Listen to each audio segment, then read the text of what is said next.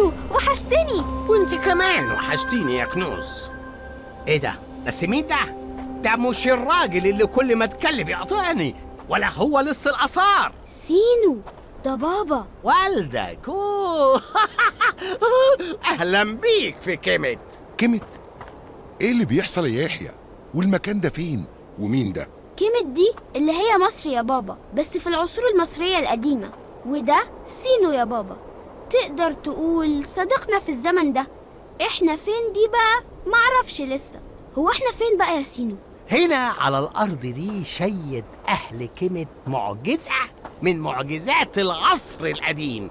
معجزة؟ المكان دلوقتي فاضي، عشان كده انتوا مستغربين، لكن لما تعرفوا الحكاية وتشوفوها مش هتصدقوا عينيكم. تقصد ايه بالظبط يا سينو؟ غمضوا عينيكم. نغمض عينينا ليه؟ غمض بس.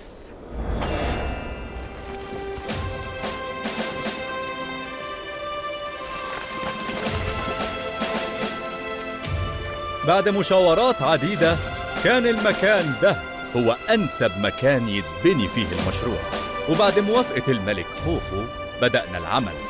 انتوا هنا مش عشان تبنوا مجرد هرم أو تأدوا عملكم وخلاص، انتوا جزء كبير من مشروع فكرت في تصميمه وتشييده سنوات طويلة، وبإيديكم المشروع ده هيكمل ويبقى عمل خالد على أرض كيمت.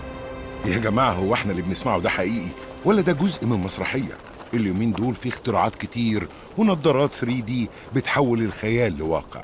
ايه الكلام اللي انت بتقوله ده؟ لو تعويذة شيطانية قولوا لي بسرعة عشان الحق اجري. انت ما بتصدق تجري يا سينو؟ بابا ده مش اختراع ولا حاجة، احنا فعلا في زمن تاني، زمن بعيد قوي.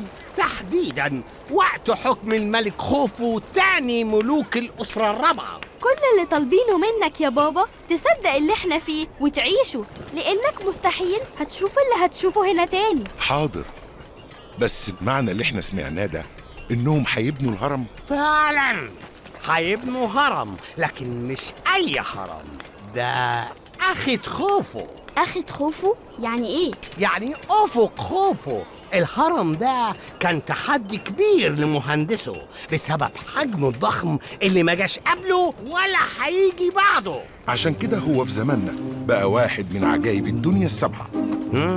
شكلك انت كمان بتقول معلومات وهتتعبني معاك، لكن مش مهم، انا ما كنتش اعرف الموضوع ده. يا سينو الهرم الأكبر أو هرم خوفو عند المصريين ليه مكانة كبيرة قوي، ده من أهم الآثار اللي لسه موجودة. مش بس المصريين يا يحيى، العالم كله بيجي عشان يزور الهرم. معنى كده إننا لو فضلنا هنا هنشوف الهرم الأكبر وهو بيتبني؟ ده حقيقي، هتبقى مغامرة ممتعة يا يحيى، بس دلوقتي لازم نفرج والدكم كيمت.